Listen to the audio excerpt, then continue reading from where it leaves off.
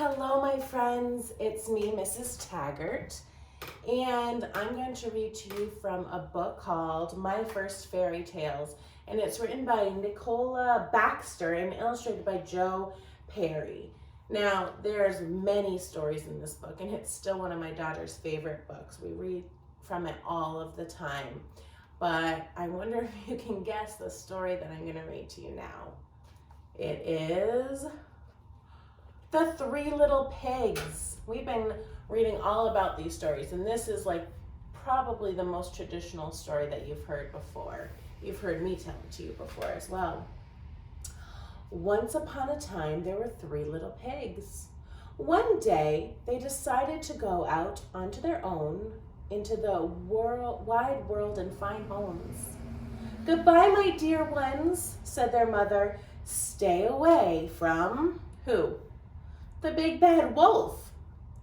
Down the road, the pigs met a man with a load of straw. "I will build a straw house," said the first little pig. Soon he had built a fine house, but that night, who came? The big bad wolf. Little pig, let me come in." What does he say? All the pigs say it. No, not by the hair on my chinny chin chin. I will not let you in. Then I'll huff and I'll puff and I'll blow your house down. So he huffed and he puffed, and the straw house was blown away. The first little pig ran off to find his brothers. Meanwhile, the other little pigs had met a man with a load of sticks. "I will build a stick house," said the second little pig. Soon he had built a fine house, but that night, you're right, who came? The big bad wolf. The big bad wolf came calling, and he said, little pig, let me come in." To which the pig replied, No, not by the hair on my chinny chin chin. I will not let you in. Then I'll huff and I'll puff and I'll blow your house down.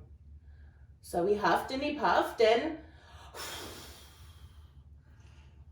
the stick house was blown away, and the second little pig ran off to find his brothers. Meanwhile, the last little pig met a man with a load of bricks. "I will build a brick house," said the third little pig. Soon he had built a fine house. But that night, the big bad wolf came calling, little pig, let me come in."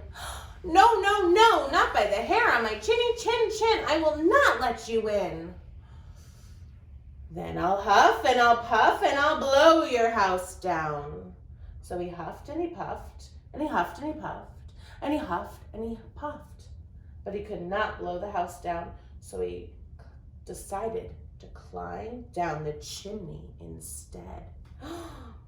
And fell splash into a pot of boiling water, and the wolf ran away. The little pigs lived happily ever after in the fine house of bricks. This is the most traditional story of the Three Little Pigs. I think I'll probably read you all the stories in this book. I love fairy tales. Bye.